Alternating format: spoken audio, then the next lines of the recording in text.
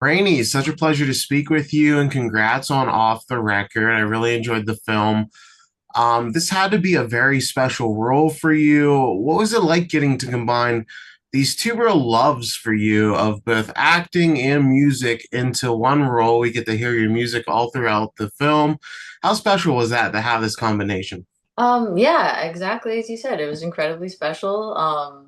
Two of my greatest passions, acting and music, getting to collide just felt like a dream scenario for me. So I was thrilled to be cast and to be able to bring some of my own music as well as write new songs for the soundtrack. Yeah, your song "See Me Cry" is almost like an anthem for the movie. Was that song written specifically around this story, or was that something you'd been working on prior? What was the story behind that? That song they actually I didn't write. They found through this writer Oscar, so I came and worked. The song already existed, and I came and recorded the song in the studio. We changed a couple of lines to make it sort of like suit the movie better, but I wasn't involved with the writing of that song in particular. The like the earlier song, the sort of acoustic one, "Take Was Mine," after I was cast.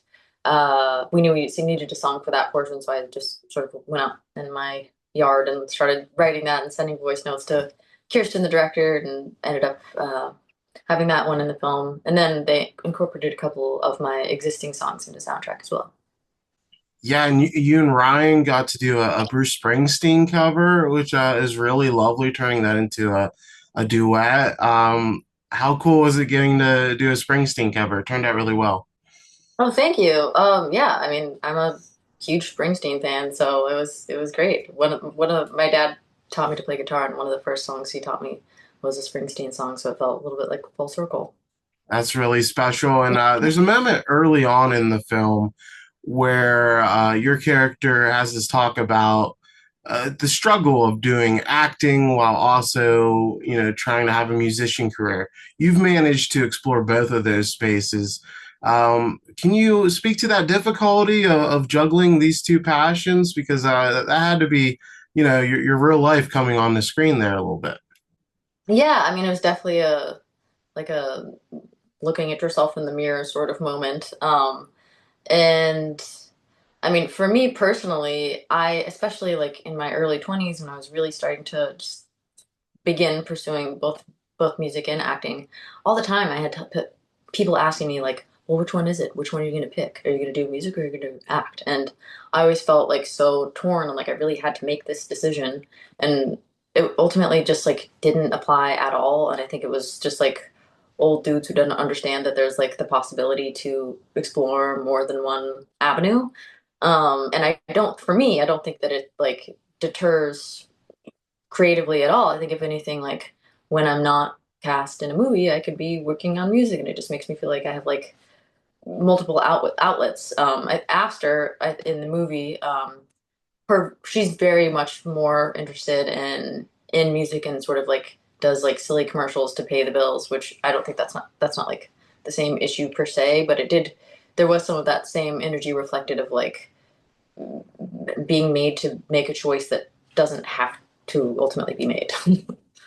Yeah, it makes total sense. And speaking of the funny commercials, Peyton Manning has a hilarious cameo in this because Jim Irsay EP'd the film. How is it getting to work a little with Peyton? His comic timing is so natural.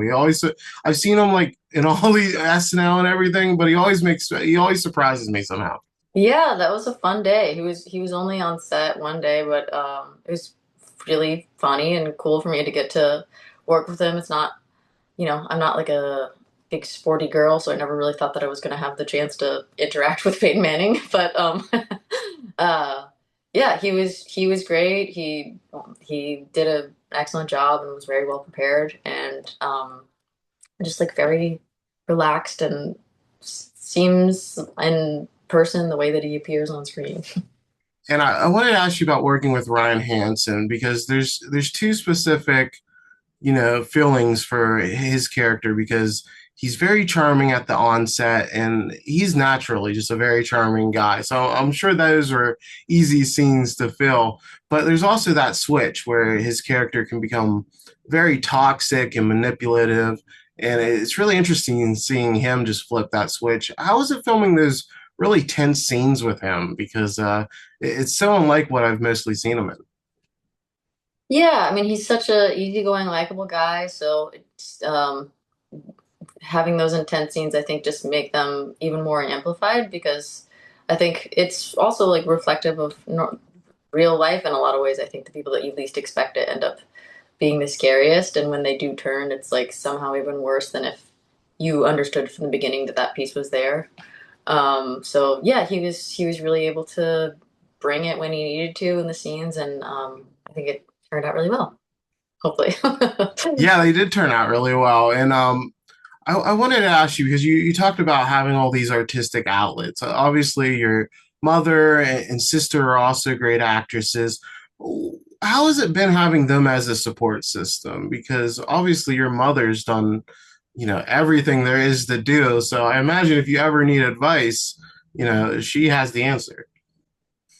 Yeah, we're so lucky that we get to rely on each other in that way. And I love my sister's my best friend in the whole world, and she's so incredibly talented, and I'm just so proud of her. And then we're both uh, recipients of our mother's advice and of her just like getting to watch the way that she has pursued her career. And yeah, I'm so inspired by both of them.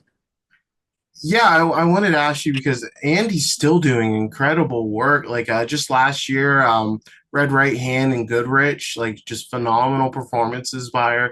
How inspiring is it to see her decades into her career still doing such incredible work?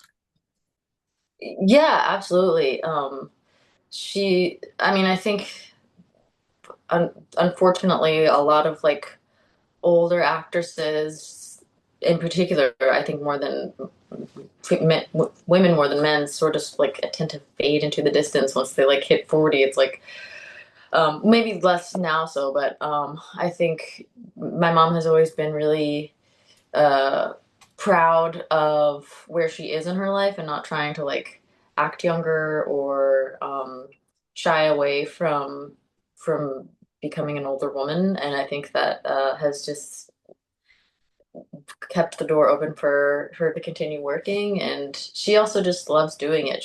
I think she's the happiest when she's on set and when she has a project to work on. So she's a hardworking mom.